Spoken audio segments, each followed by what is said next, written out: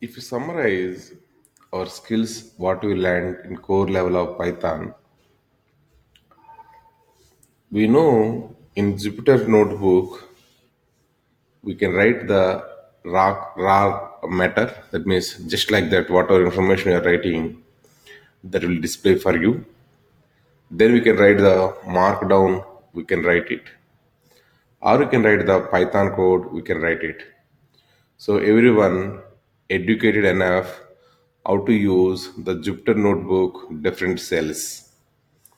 Then we went for different IDEs which are most probably we are using it.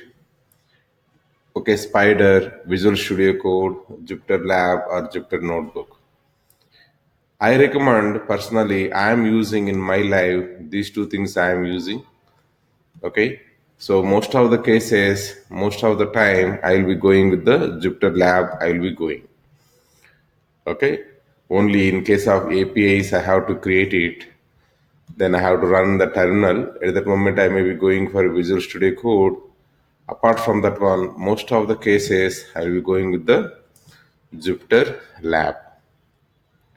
And the Markdown language, the basic commands, we are aware of it.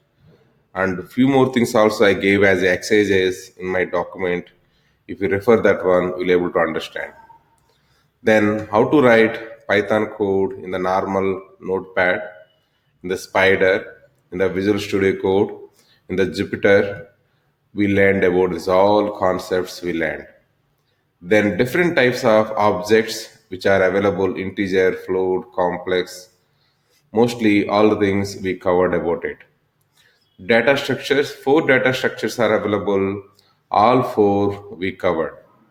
And we know the property called as mutable versus immutable. We learned about it. Then you people aware of it, how to read items from string, list, dictionary, tuple, set, or range object.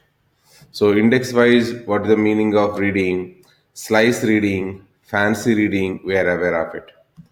Then operators also, we have comparison operators, logical operators, numpy logical operators, all three methods we learned about it.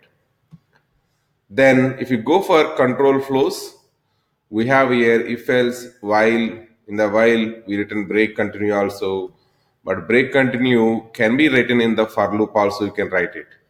So in for loop, most of the scenarios we got chance to see it. Final touch we gave, okay, sending the mail to list of mail IDs whatever available in our bucket. Okay, try for upcoming. We are getting the Sankratri festival. Collect all of your friends and prepare one beautiful template using Python code. Send that one night 12 o'clock. Sometime you schedule that one using your laptop. In our laptop, we have the task scheduler is available. Using that one, you can schedule it.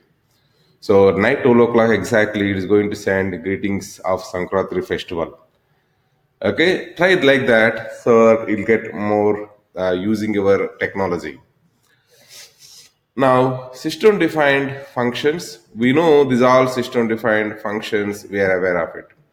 Like type, int, float, complex. These are all functions. We know it.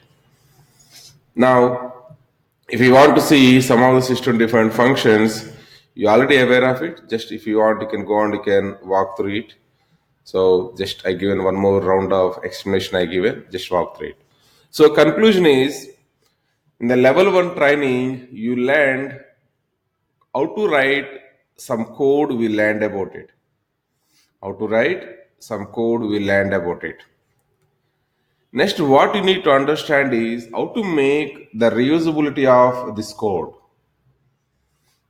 How to make the reusability of this code. That we are going to learn in the level 2. Let us meet in level 2 of the training of the data science and AI. Total 6 levels we have it. In the second level, we are going to see reusability of the code. We are going to see it. Let us meet in the next level.